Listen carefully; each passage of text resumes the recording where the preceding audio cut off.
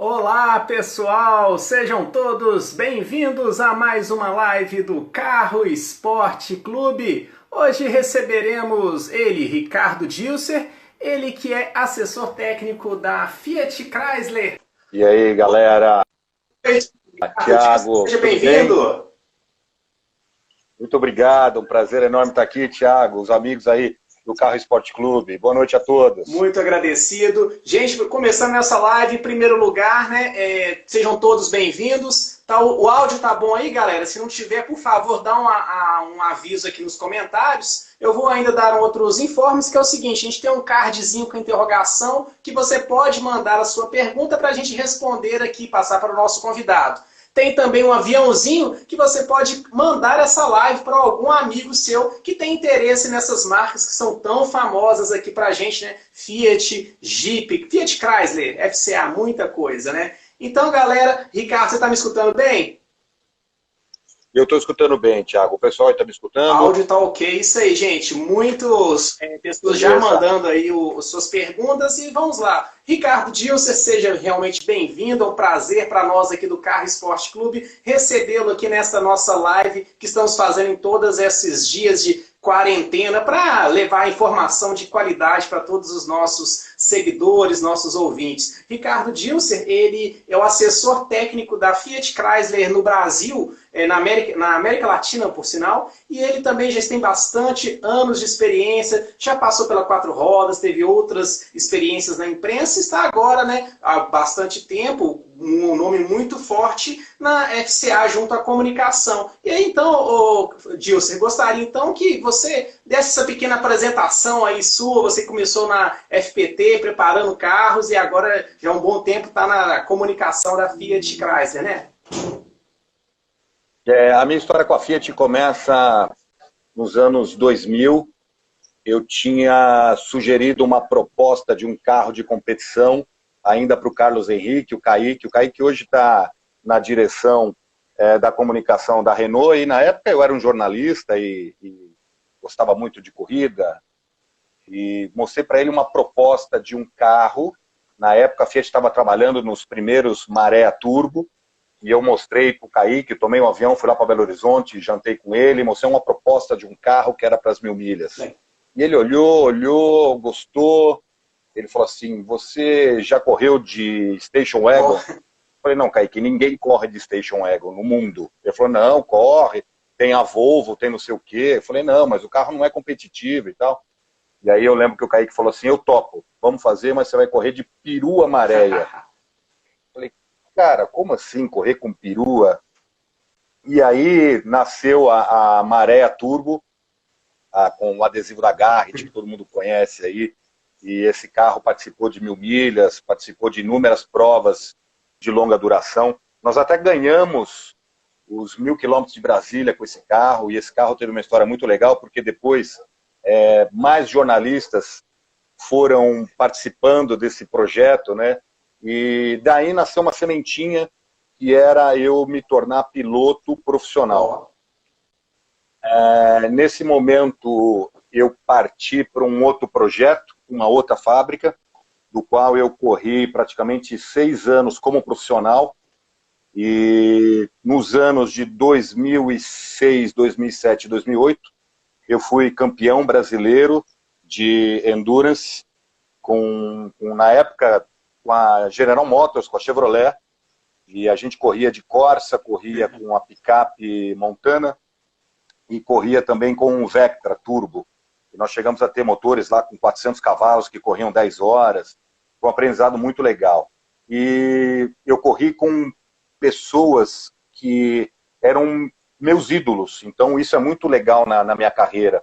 Eu consegui correr assim, com Fernando Rebelato, com Carlos Eduardo Prado, com Ricardo Fiammingue, com Douglas Mendonça, com Eduardo Cunha, com Luiz Tedesco. Quem mais participou comigo aí? Alvino Pereira Júnior, eram grandes nomes do automobilismo, isso nos anos 80 e 90, e que eram pessoas do qual, assim, eu ficava na muretinha lá de Interlagos assistindo os caras correrem, né? E depois eu tive o prazer de não só correr com esses caras, mas também de desenvolver carros muito legais. E aí, de 2008 para 2009, eu estava para renovar o contrato com a GM. O Kaique novamente aparece na minha vida, me liga, fala assim, você já renovou o seu contrato? Eu falei, não, tô renovando e tal. Ele falou, tem uma proposta para te fazer. E aí surge na minha vida uma coisa muito legal, que eu fiquei assim completamente apaixonado, que é o desenvolvimento de um carro do zero, né? O Felipe Massa, na época, estava correndo pela Ferrari, mostrou uma proposta para a Fiat, de que ele queria fazer uma escola, uma categoria escola no Brasil. A Fiat topou e queria também colocar nesse mesmo evento o troféu Linea, que era o Linea, estava sendo lançado com mototurbo. E aí o Kaique me chamou, falou, você quer fazer parte desse projeto, você para de ser piloto, isso era de 2008 para 2009, você deixa de ser piloto agora e você vai virar um desenvolvedor de carro, você vai projetar, vai trabalhar com o pessoal da engenharia e vai projetar um carro de corrida. E aí eu fiquei realmente assim, primeiro, muito agradecido com o convite, e segundo, em dúvida, porque em 2008 eu tinha sido tricampeão, e a gente tinha tudo para continuar essa carreira, né, de vitórias. Então, eu fiquei em dúvida, pensei, e aí decidi fechar com o Kaique. Foi quando eu fui para a FPT, na época era Fiat Powertrain Technology, e aí eu deixei o mundo de competição como piloto e fui trabalhar na área de desenvolvimento, na engenharia de motores. Especificamente, a gente trabalhou muito no motor e-torque, que equipavam os Fórmula Fiat, o Fórmula Futuro, né?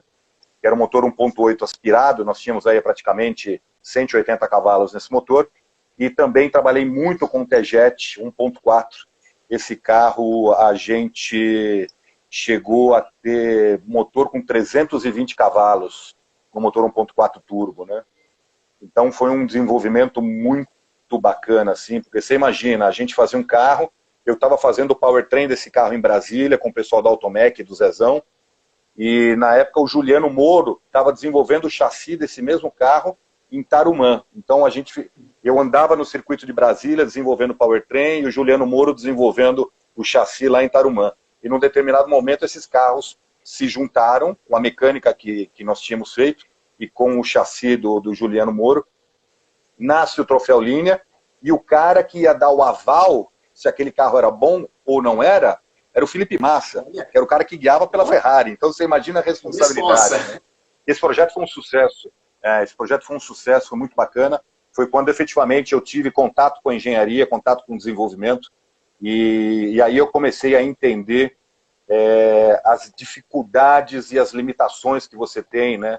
Hoje eu sou muito questionado, por que não colocou o motor turbo nesse carro com 700 mil cavalos? Não, mas para quem que é esse carro, né? Quem é o cliente? Quais são as limitações? Quanto que a gente tem de dinheiro? Quanto é que tem a lançar? E eu era muito mais romântico antigamente, quando eu estava do lado de lá da mesa, cobrando a fabricante, cobrando a montadora, né? E hoje eu consigo ter uma visão muito mais 360 graus do projeto. Foi um aprendizado, assim, gigantesco. Eu acho que grande parte da minha carreira profissional como piloto, eu devo a toda a equipe que eu fiz lá com o pessoal da GM, mas toda a minha carreira profissional e trabalho de engenharia, de desenvolvimento, isso aí eu tenho que tirar o chapéu lá para o pessoal da Fiat, porque sou muito grato até hoje. E da época da engenharia, eu fui para a comunicação, e é onde eu estou até hoje aí. Legal demais, belíssima trajetória. Ô Dilce, antes de passar para um outro papo bastante interessante nessa nossa pauta aqui, o Leonardo ele mandou uma pergunta, qual o Fiat que te marcou mais? Eu tive carro de série ou carro meu particular? Porque eu tive duas grandes paixões. Fala as duas, então. Então vamos lá, primeira paixão, carro de série. Foi o Abarth, o Cinquecento Abarth. Era um carro assim... No caminho certo entre a potência, o tamanho, a dirigibilidade, o handling, até o consumo de combustível. Ele conseguia até ser econômico.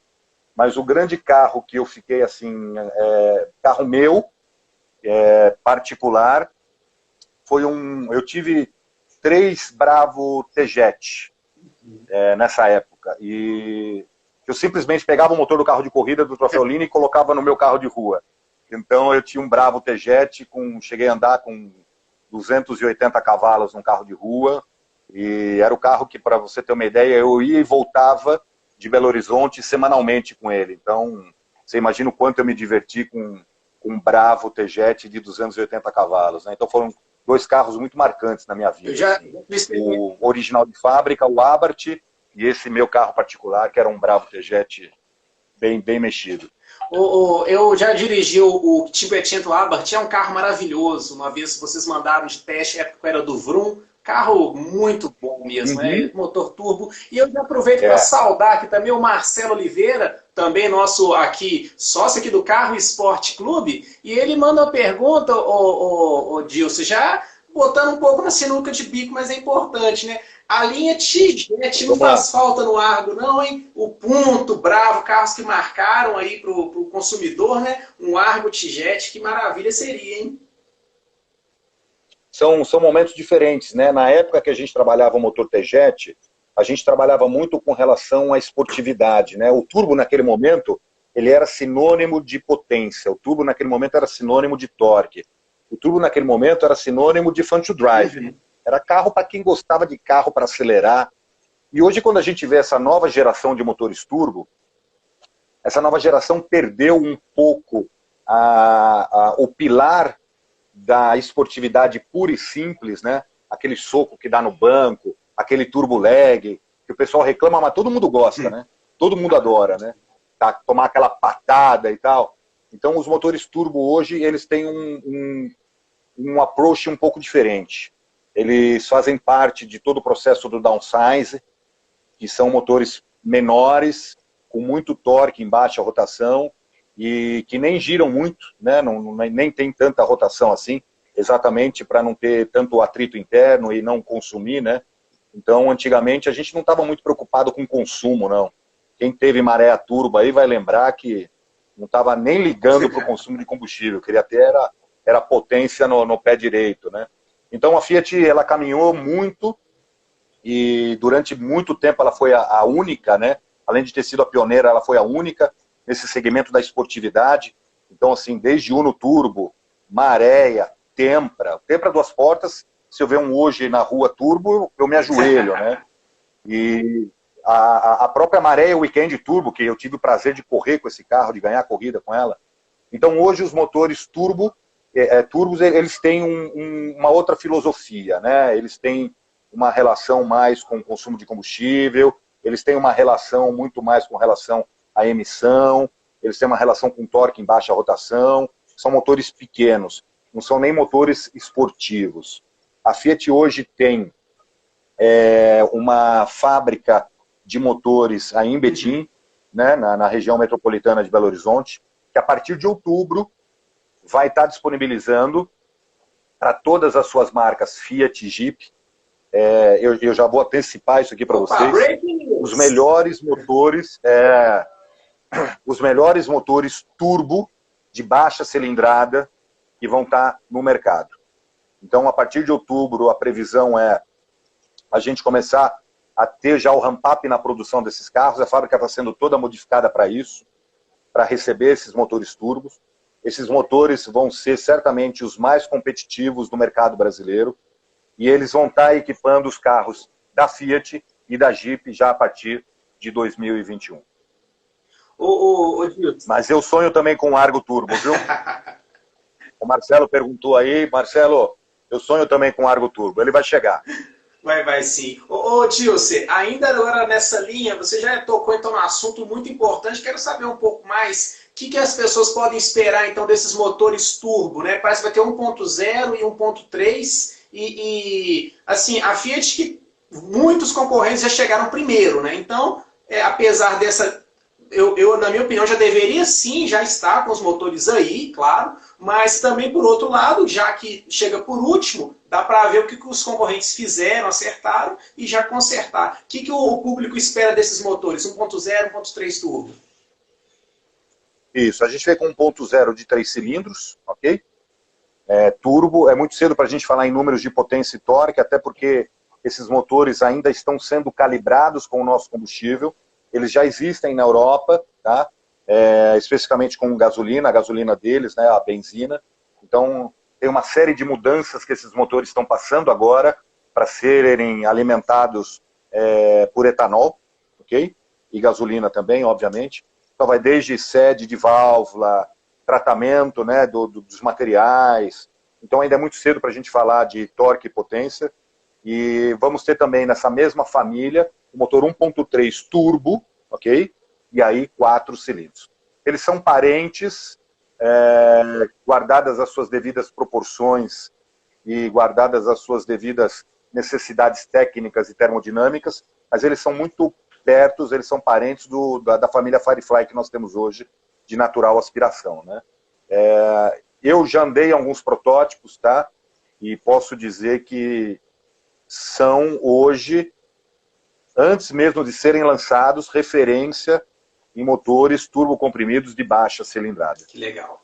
É muito cedo ainda para a gente falar em números, porque qualquer número que eu falar para vocês aqui é errado, porque os números não estão fechados ainda, mas são motores que têm ainda aquele fun to drive que a Fiat sabe fazer com motor turbocomprimido, sabe?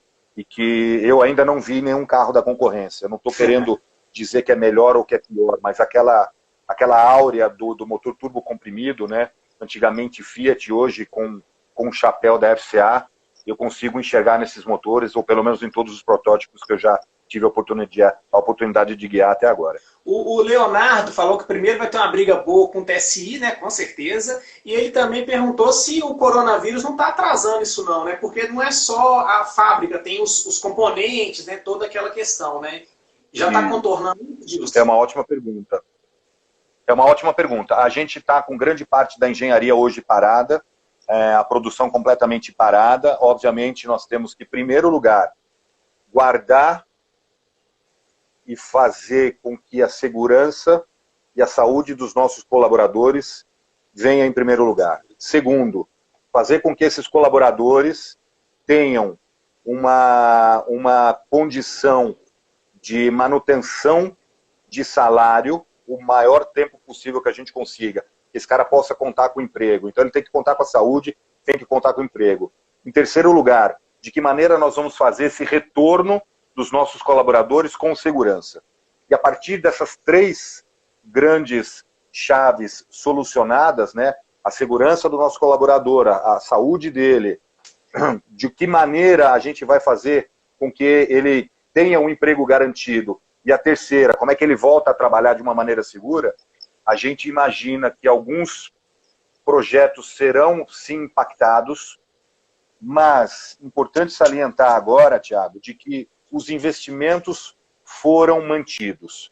Então, todos os investimentos anunciados pelo nosso CEO, Antônio Filosa, eles foram mantidos. Isso, no momento que a gente está vivendo, é assim, uma notícia excelente.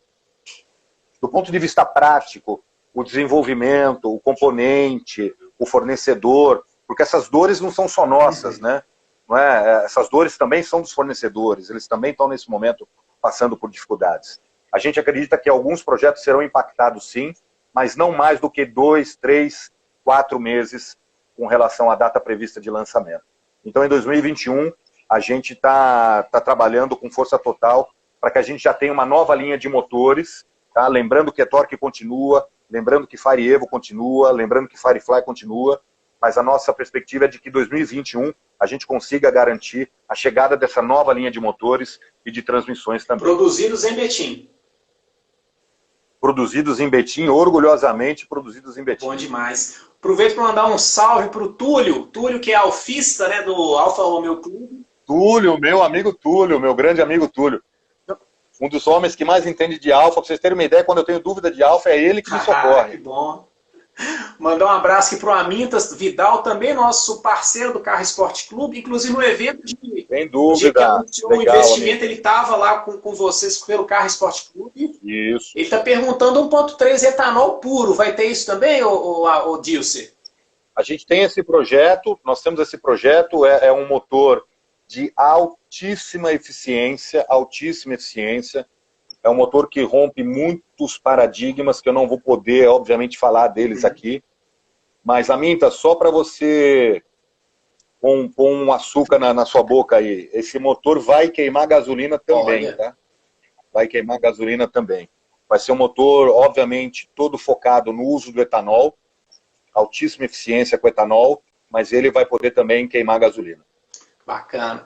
Dá um salve também, olha, pessoal, o Pedro, que é do clube do Estilo Abarth, está presente. E eu lembro que o Marcelo mandou uma pergunta muito curiosa. Queria saber se vocês têm na Fiat, Dilce, uma unidade daquele estilo Abarth no museu, reservada, porque é um carro... O Marcelo tem um, né? Ele tem um... Eu tenho... Marcelo, para você chorar, Marcelo, nós temos um guardado com baixíssima quilometragem, interior de tecido azul, e é um dos que quase não tem nenhum opcional. Então você imagina um Abarth de interior de tecido azul e pelado.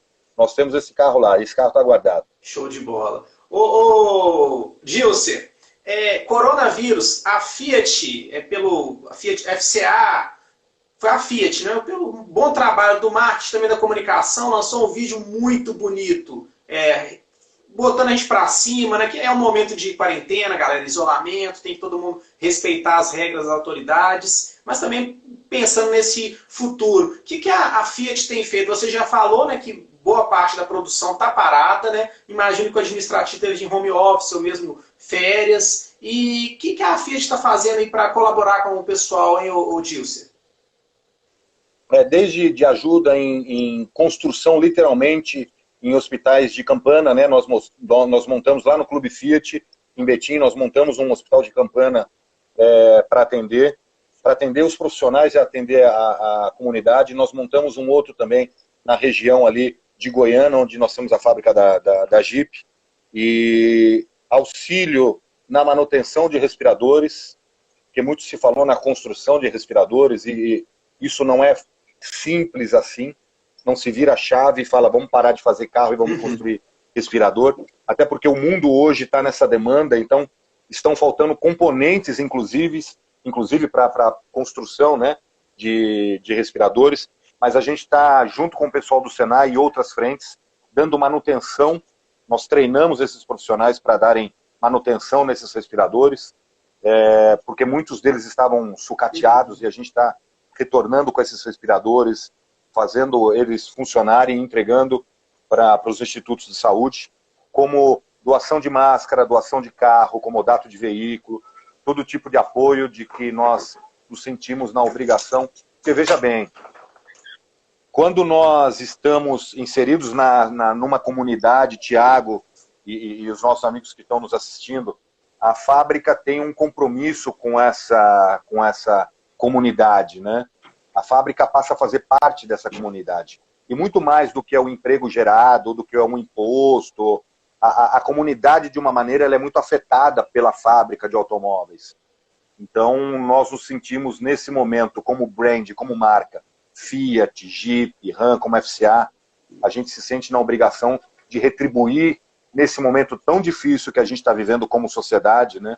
E é muito, muito doido, porque isso é mundial, Então são todas as nossas fábricas, de Mirafiori a Betim, passando de Goiânia até a nossa fábrica na China.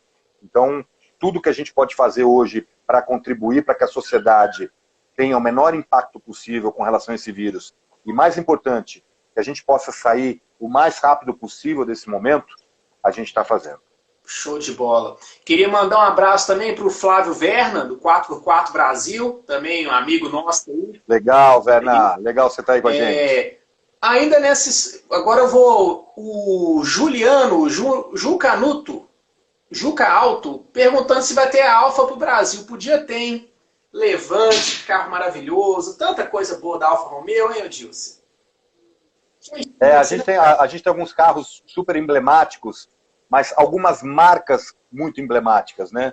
A Alfa é uma delas. A Alfa é uma coisa assim, onde a gente fala de Alfa Romeo, é uma coisa tão passional que nós temos que tomar tanto cuidado em voltar com essa marca para o Brasil, porque não há margem de erro.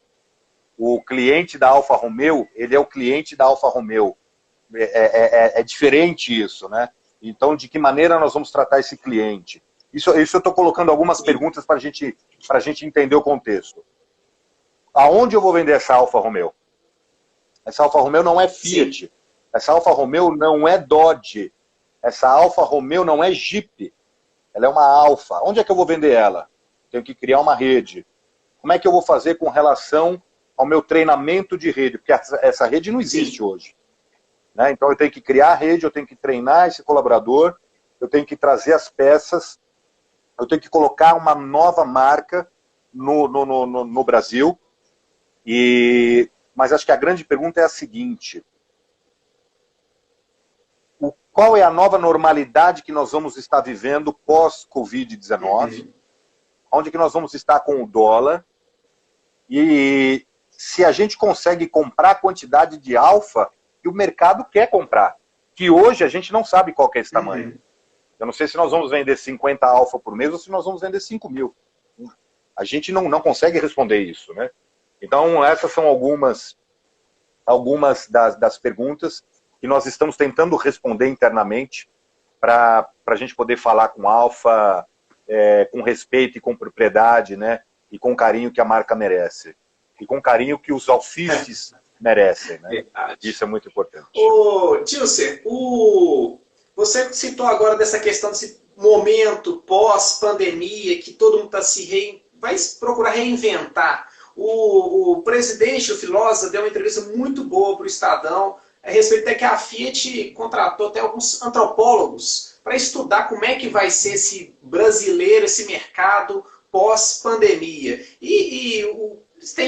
Vocês têm até um departamento de pesquisa muito legal, a gente até noticiou isso. Então, realmente, vai ser uma mudança geral no mundo e também no Brasil, essa época pós-pandemia. Dá para pensar um pouco que a Fiat, vocês estão pensando desse consumo? Na entrevista, o Filosa falou muito a respeito de voltar a investir muito nos carros de entrada. A Fiat já dominou, veio o Onix principalmente agora está na frente, né, há muito tempo, mas é um segmento muito importante também. Enfim, tem alguma previsão que vocês estão planejando para esse futuro próximo?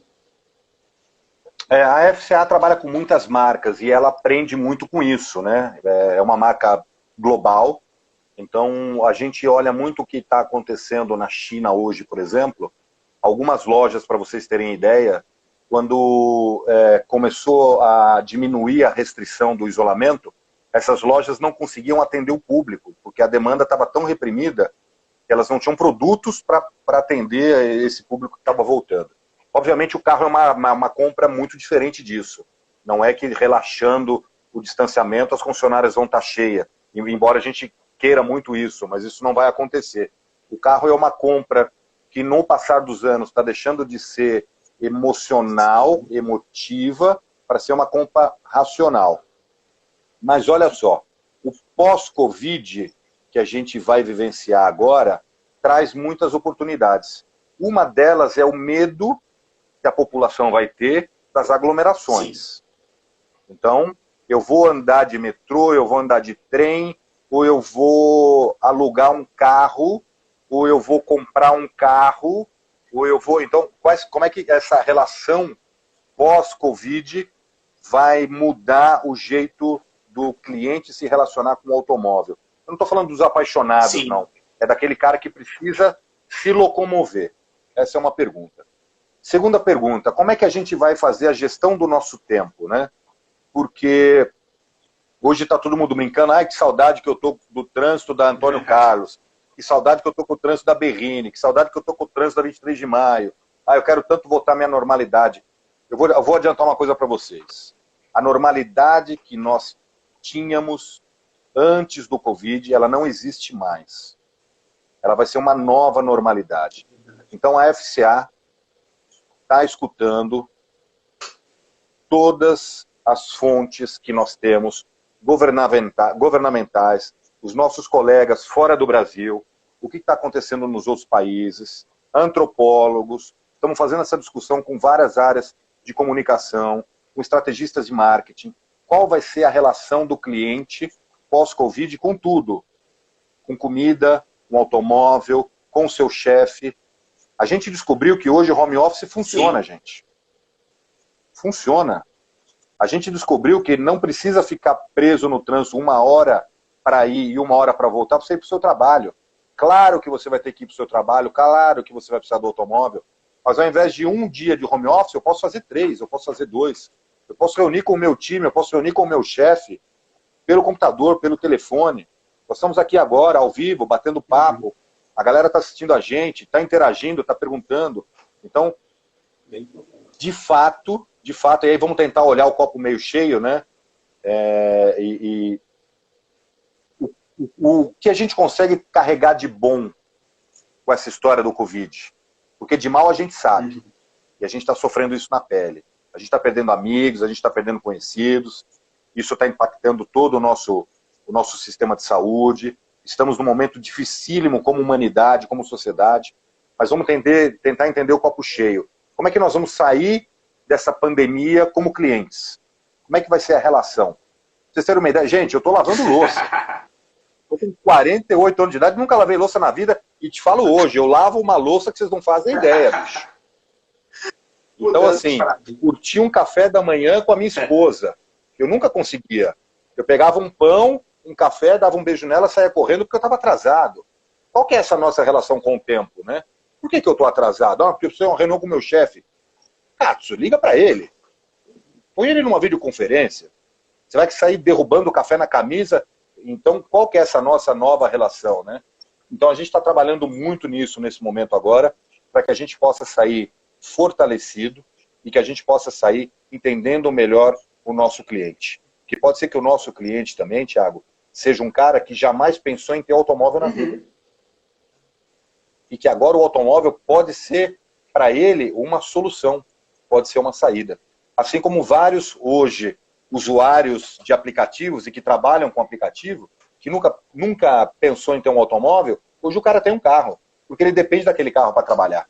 Então é tudo isso que a gente está estudando nesse momento agora. O Túlio, dentro do que você acabou de falar, o Tula Alfist, ele pergunta, você não acha que vai ter mais espaço para os serviços relacionados ao carro do que realmente o consumo, a venda do carro? E é onde, por exemplo, as marcas vão querer ter o seu faturamento?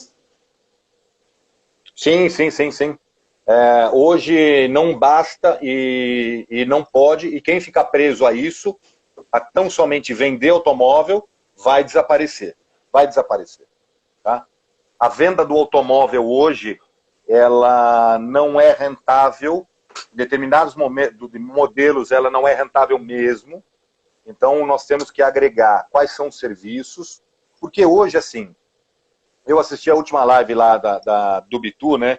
Ele falava que o tio tinha GM, outro tio tinha Ford, outro... Gente, hoje eu preciso ter uma solução para o meu problema. Seja o meu telefone, seja o meu computador, seja o cara que vai entregar comida na minha casa, e tanto faz quem vai entregar isso. Se é o iFood, se é o Rappi, tanto faz. Eu quero uma solução para o meu problema. A indústria automobilística hoje está trabalhando nesse sentido. O que o meu cliente tem de problema e o que o meu cliente vai ter de problema no futuro que ele ainda não percebeu. Então, chegando em casa, eu posso pedir comida dentro do meu carro? Beleza. Mas o meu carro pode pedir a comida para mim? Pode. Né? Eu chegando num estacionamento, vai ter alguém que... Não, a sua vaga vai estar separada. Ótimo. Não, o carro vai pedir a vaga. Ótimo. Hoje nós temos concessionárias da Jeep, por exemplo, completamente informatizadas, onde você faz o seu agendamento, todo por aplicativo. Você chegou na concessionária, a concessionária lê a placa do carro, já levanta a cancela, porque sabe que você está chegando, e já sabe o que vai fazer no seu carro. Não, esse carro está com tantos quilômetros, eu vou trocar o óleo dele, eu vou revisar o freio, eu vou checar o pneu. Você desce do carro e vai embora. Acabou. E a concessionária assume todo o processo da manutenção desse veículo através de um clique que você deu no seu telefone. Eu não preciso descer, eu não quero ter contato com ninguém. Beleza. Cheguei lá, larguei o carro, alguém vai pegar esse carro, porque esse carro já está agendado via aplicativo, alguém vai se virar com isso. Então, assim, o café na concessionária, o tão gostoso café na concessionária, vai ser porque o cara quer tomar um café com o nosso atendente. Senão, ele vai virar as costas e vai embora. E vai receber um aviso no telefone dele, seu carro está pronto, higienizado, vem aqui, pega o carro e acabou. Então, esse novo cliente, né, que a gente está agora entendendo, ele não quer mais só comprar carro, Thiago, ele quer ter que os seus problemas sejam solucionados. E a indústria automobilística, ela é uma usina de processos, de pessoas que estão pensando à frente do seu tempo, de novas tecnologias. Você pegar a câmera de ré, as câmeras de ré que nós temos hoje nos carros, são tão ou mais modernas do que as que nós temos nos melhores telefones. Ora, por que eu não vendo câmera de ré para a Apple? Os nossos faróis que iluminam, vira dia, e o cara tá andando lá a 120 por hora e a estrada virou dia. Ué, por que eu não desenvolvo, então, luz para colocar no poste, para colocar na 23 de maio? Por que a nossa central eletrônica não pode se conectar com a rede de banco, enfim, a indústria automobilística pode criar inúmeras soluções. Hoje ela cria soluções para o seu produto. E o que mudou é o seguinte, a indústria automobilística agora vai criar soluções para o mundo. Essa é a diferença da velha indústria para nova. Indústria 4.0, sociedade 5.0, isso mesmo, Dilce. Adriana mandando um abraço para você, Rafa Freire também, chegou também aqui o Zeca ao volante, também mandando um abraço. Legal, Zeca. Boa recuperação aí, hein, Zeca? Estamos torcendo Dilce, aqui. Com esse coronavírus agora mais próximo da gente, o próprio filósofo falou que alguns lançamentos, o próprio Estrada teve o lançamento físico adiado, foi o lançamento que já estava quem já tinha feito aquele em fevereiro, né? Foi até a sorte da Fiat ter feito isso para os jornalistas terem um contato com o carro e poder publicar alguma coisa. Agora, os projetos, os lançamentos vão ser adiados mesmo. E fala pra gente assim, igual, o que vai adiar assim, de lançamento? E fala também do projeto 363 mesmo, do SUV do Argo. Nós temos dois grandes lançamentos completamente novos para a Fiat o ano que vem, e temos um grande lançamento completamente novo para a Jeep. O da Jeep é um SUV grande, de 7 lugares, que não é o grande Compass, não é um Compass alongado, é um outro carro, tá, gente? Ele é um SUV bem maior que o Compass e para 7 lugares. Esse carro chega o ano que vem. Esse carro vai ser produzido na nossa planta de Goiânia, lá no estado do Pernambuco. Aqui em Betim nós vamos fazer 2 novos carros, 2 SUVs, na nossa plataforma MP, que é a plataforma modular, né? A MP fez nascer o Argo, a MPS fez nascer o Cronos, que é modular plataforma sedã, e a MPP fez nascer a nova Estrada, que a gente lança agora, que é a modular plataforma picape, que a gente lança agora no segundo semestre. Esses 2 novos SUVs chegam no ano que vem. Provavelmente eles já chegam com os motores novos, tá? Muito embora a e-torque continue, como eu já falei antes, porque a relação custo-benefício do e-torque é muito boa para o cliente, inclusive com relação à manutenção. E esses carros devem estar chegando entre primeiro e segundo semestre. O Jeep também chega entre o primeiro e o segundo semestre, tá?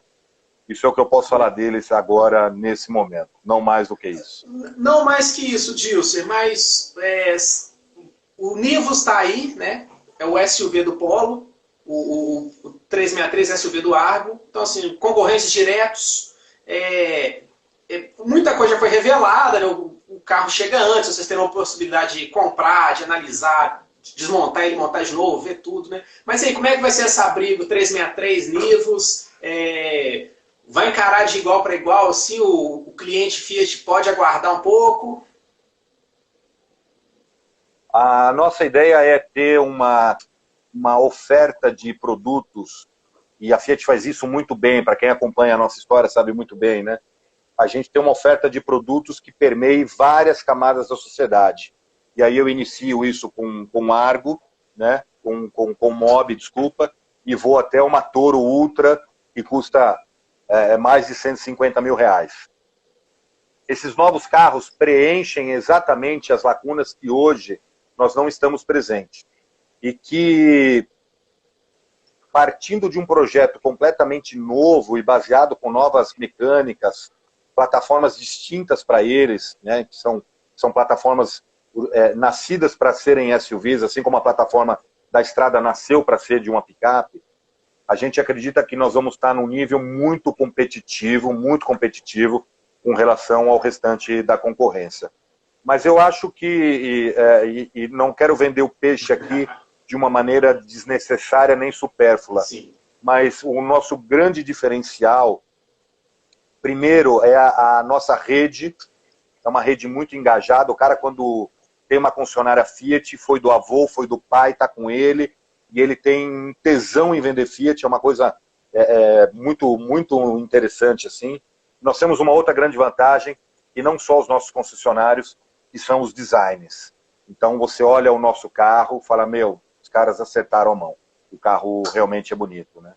A concorrência tem carros, obviamente, muito modernos, até do ponto de vista de design, mas não são carros que enchem os olhos do ponto de vista estilístico. Não estou falando que é melhor ou que é pior, estou dizendo que são mais tradicionalistas, né? Para não dizer simplistas. Ô Dilcer, eu gostaria agora de perguntar, primeiro que muita gente está falando que achando que a sua lente está um pouco embaçada, viu? O Guilherme aqui, Heckman, comentando. É que eu sou feio mesmo, gente, mas não dá para melhorar muito não, mas vamos tentar aqui, peraí. Aproveitando também, mandar um abraço para Tânia, ela que é do Diversidade, falou que eles têm um projeto social nos Sertões, que eles usam a Toro. Estão mandando um abraço aí também. Aproveitando, um abraço também para o Gustavo. A Tânia é nossa grande parceira, no Rally dos Sertões. Ela faz um trabalho magnífico de apoio à comunidade. Tânia, é sempre um prazer ajudar você aí, assim que a gente puder voltar a tomar um café fisicamente, vai ser um prazer te ver. Legal. Gustavo Araújo mandando um abraço aqui, obrigado. E Valeu. Vou pegar outra pergunta do Leonardo, vou convidar ele para participar com a gente aqui depois, viu? Que ele falou um assunto interessante que eu esqueci também de elencar, mas é muito relevante para o nosso público. Salão do automóvel.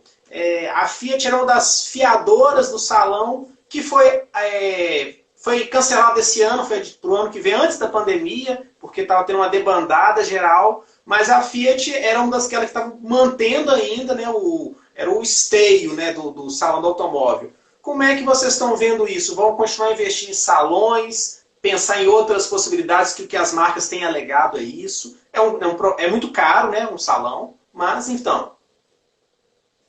Outubro de 1988, eu então com 16 anos de idade, fui até o AMB para olhar o Gol GTI.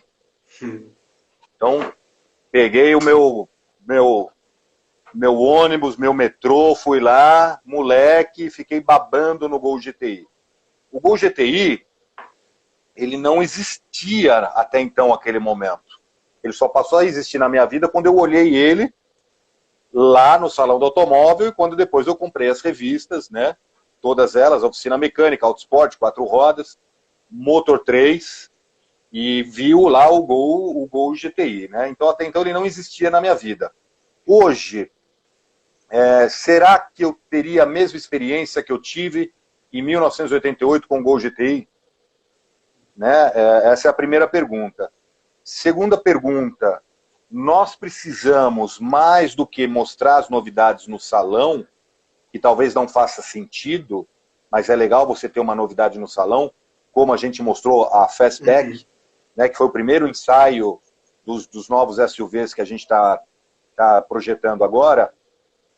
Imagina se nós conseguíssemos no salão do automóvel ter experiências sinestésicas com o cliente. Eu vou lá e vou dirigir o carro, eu vou lá e vou comprar o carro, eu vou lá e eu vou deixar o meu carro e vou sair com um carro novo, eu vou lá e vou ter uma experiência com cinema, Então, o salão do automóvel hoje, que continua sendo muito importante, ele tem que mudar. Ele tem que mudar porque a nossa relação com o cliente mudou.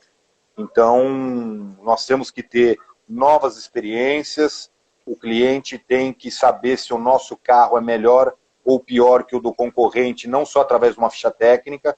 Pô, gente, eu quero ir lá, eu quero dirigir. Eu quero andar no carro da Volkswagen, eu quero andar no carro da Fiat, quero andar no carro da GM, e eu, como cliente, quero saber quais são as melhores condições que cada um desses caras aqui tá me oferecendo. Eu estou a fim de comprar um carro hoje de 60 mil. Por que o Salão do Automóvel não oferece isso, né?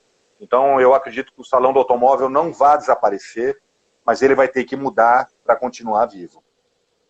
Ô, Dilce, agora falar de produto, um produto que está balançando, um produto de sucesso, Fiat Strada, nova geração, por conta do coronavírus, né, não teve aquele lançamento padrão, né, não está nas concessionárias ainda. Qual que é a previsão do veículo e como é que vocês viram a recepção do público, né, que já pôde ver os conteúdos, né, nos sites, igual também aqui com a gente no Carro Esporte Clube. O que vocês estão achando aí das projeções para a estrada?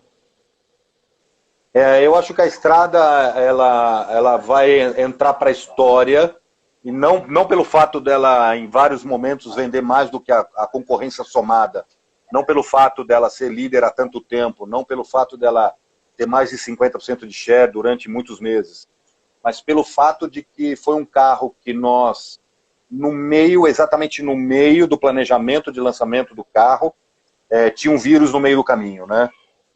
Então nós não lançamos o carro, olha que loucura. Esse carro não foi lançado. No determinado momento, onde nós estávamos com todo o planejamento do lançamento montado, passagem, hotel, conteúdo, formato, carro de test drive, lugar escolhido, aconteceu o Covid. Recuamos, obviamente, porque, em primeiro lugar, temos que garantir a saúde de todos os nossos colaboradores, os nossos colegas jornalistas, os convidados, os concessionários. Sim. Então vamos garantir a saúde dos caras. Segundo, a fábrica para de produzir. Eu não tenho carro. O carro não foi lançado. Olha que doideira. O carro não foi lançado. Nós não conseguimos reunir os jornalistas, os concessionários, os nossos colaboradores e os nossos fornecedores. Então não aconteceu um lançamento. Naquele momento, uma parte da imprensa já havia tido contato com o carro, porque para as pessoas que não são da área, para elas entenderem, alguns veículos de comunicação precisam de mais tempo para produzir suas matérias. Vídeos, revistas, que eu preciso tirar a foto, eu preciso escrever o texto, eu preciso pôr a revista na gráfica. Então, nós fomos pegos no meio desse processo, onde uma parte da imprensa tinha tido contato com o carro, e uma outra parte não tinha só recebido o convite, que o lançamento ia acontecer. Então esse carro saiu em algum momento na imprensa, tá? Isso foi muito constrangedor, porque o carro não tinha sido lançado, mas nós tínhamos um compromisso com essa imprensa, com essa parte da imprensa, né? E deu para a gente, por outro lado, Thiago, uma oportunidade de entender que o carro foi muito bem aceito, mas muito bem aceito, de que a evolução realmente recoloca a estrada num patamar de inovação, e ela foi pioneira em vários outros momentos, cabine estendida, cabine dupla, 3 portas, locker, adventure, né? Então ela volta a ter esse protagonismo e definitivamente ela rompe todo e qualquer base comparativa que a gente tenha no Brasil, na América Latina e no mundo. Ela tem 4 portas, ela é uma picape pequena, com espaço interno de carro hatch, aí ela tem direção elétrica, ela tem hill holder, tem controle de tração, tem controle de estabilidade, tem 4 airbags. Então ela entra definitivamente num novo patamar que o Brasil ainda não conhece. Então, eu acredito que agora, voltando ao lançamento, que a gente está tentando trazer o mais rápido possível, assim que nós tivermos condição de garantir a saúde dos nossos colaboradores e dos nossos convidados, né? E que a gente possa definitivamente a continuar atendendo as recomendações da Organização Mundial de Saúde, das restrições municipais, estaduais e federais. Então, esse momento a gente acredita que deva ser por volta de junho ou julho, e aí realmente vocês vão ter contato com um carro que é um divisor de águas, assim. Acompanhei o projeto desde o início, mas quando o carro fica pronto, assim, você anda, fala, meu, os caras acertaram mesmo, o carro é foda. É verdade. Mandar um abraço para o André Almeida, colega nosso que era do Vroom, também agora é lá do Autopapo. Antes, o Marcelo fez uma pergunta interessante aí, que eu vou fazer na sequência, mas aí o Juca Alto perguntando da Sport, né, que é uma mítica, né, a Estrada Sport. Vai ter alguma coisa assim? Podia ter, hein? É um carro que fez história. Já pensou essa nova geração Sporting? A gente hoje, o line-up, Juca, ele está previsto da seguinte maneira. A Estrada que nós temos atual, ela continua em produção, tá? Na versão hardworking. Então a gente vai ter hardworking, que é a Estrada atual, continua sendo vendida normalmente. Ela já vai fazer parte da linha da nova Estrada. Aí nós temos a Estrada cabine simples, nova Estrada cabine simples, tá? E a nova Estrada cabine dupla. A cabine simples é uma coisa interessante, porque ela tem mais espaço do que uma simples, então ela está mais para uma cabine estendida do que para uma simples, né? E as versões são Endurance, que é a de entrada, que eu tenho ela na cabine dupla ou na cabine simples, que é a estendida hoje, né? Aí nós temos a Freedom, ok? E temos a Vulcano. A Vulcano e a Freedom são com motor 1.3 e elas sempre na configuração, a Vulcano na configuração de cabine dupla, tá? E as de entrada, que são as Endurance, com motor o Fire Evo 1.4. Nesse momento a gente não pensou ainda na Sporting. Ela vai começar a assumir uma divisão, Juca, de siglas e de versões parecida com o que a gente tem na Toro hoje, tá? Uhum. E assim, Juca, as versões, Juca, quem determina é o mercado, tá? Eu gostaria de ter uma Sport, acho que você também gostaria, mas quem determina realmente é o mercado, não somos nós, não. Marcelo Oliveira, junto com ele também o Leonardo, da Save the Wagons. Maré, desculpa, e o Kendi? Marcelo, a possibilidade de ficar em linha, só ou voltar, na verdade, só para atender demanda de frotista, governos. Muita gente adora perua, fica triste por estar em extinção. Eu imagino até que o projeto 363 vem para suprir essa lacuna, um carro um pouco maior. E aí, Dilce, vai ter as peruas que acabaram mesmo? Save the Wagons, Save the Wagons. Mais uma vez, essa determinação da paralisação, e aí não estou falando da Wagon não, tá? Da Weekend, estou falando de qualquer outro modelo. É o mercado que impõe, infelizmente. Nós olhamos, assim, de 5 anos para cá, o mercado como um todo no mundo, está literalmente matando algumas versões para dar espaço para o SUV.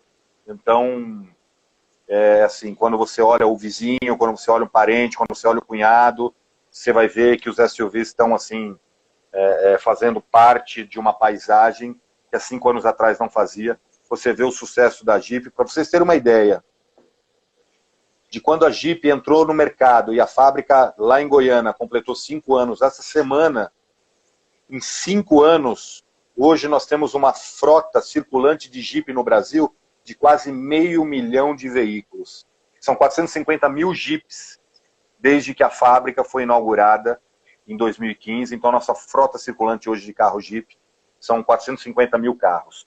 Esses 450 mil carros, para a gente é muito bom, porque nós somos FCA, mas esses 450 mil carros roubaram espaço de outros modelos, né?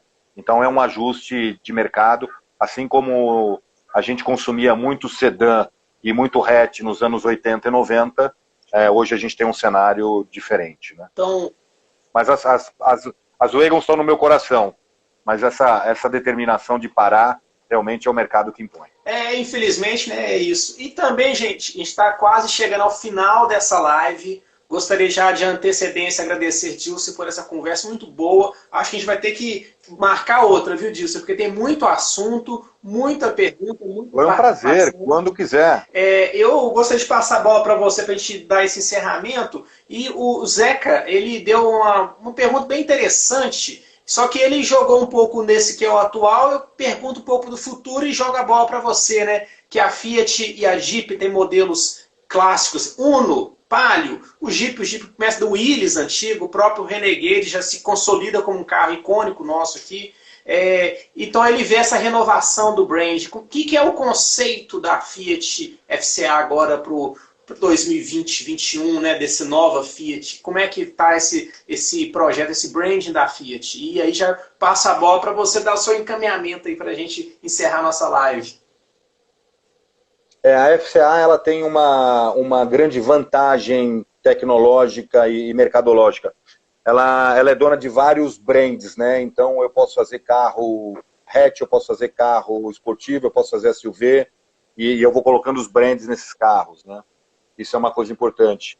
Mas a capacidade tecnológica, Zeca e amigos, ela está muito mais ligada a uma resposta sua para o mercado do que a sua própria capacidade tecnológica, né?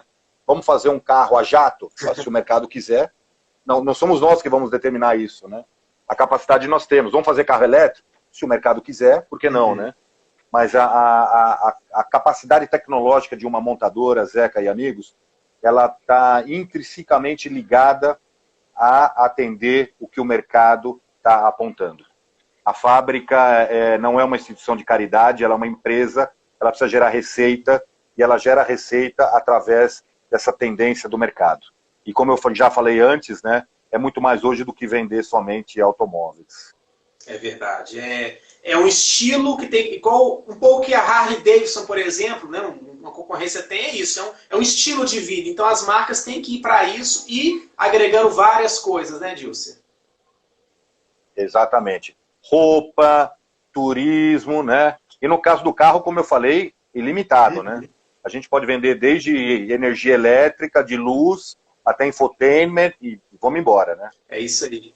Ô, Dilson, muito obrigado para você em nome do Carro Esporte Clube. Aqui as nossas portas estão abertas, a conversa foi muito boa, a galera tem gostado bastante, estou vendo os comentários aqui. Muito obrigado, Deus abençoe. E vamos agora juntos esperar esse momento de quarentena e depois vai voltar todo mundo poder fazer nossa trilha, nossa acelerar na pista e tudo mais, né?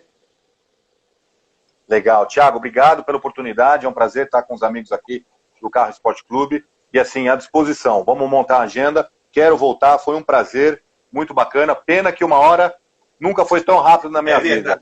A todos aí, um grande abraço. Cuidem-se, cuidem-se. Deixem os carros na garagem, não muito. De carro dá para sair, tá? Dá uma voltinha. Não se exponham. Isolamento social. E a gente vai sair o mais rápido possível dessa pandemia para uma nova realidade, hein, gente? Para uma nova realidade, uma nova normalidade. Um prazer enorme. Obrigado a todos. Agradeço, tudo de bom, Dilson. Deus abençoa. Valeu, gente. Pessoal, muito obrigado então. Agora foi uma excelente live. Ela estará disponível 24 horas aqui no Instagram e depois vamos colocar também no YouTube para poder você rever tudo que a gente discutiu, que foi muito bom. E já aproveito para falar que na próxima segunda-feira nós vamos receber Viviane Mansi, ela que é a diretora de comunicação e sustentabilidade da Toyota na América Latina. Então, fiquem ligados aqui no Carro Esporte Clube, sempre com conteúdo muito inovador e interativo com você. Um abraço e até a próxima, galera. Tchau!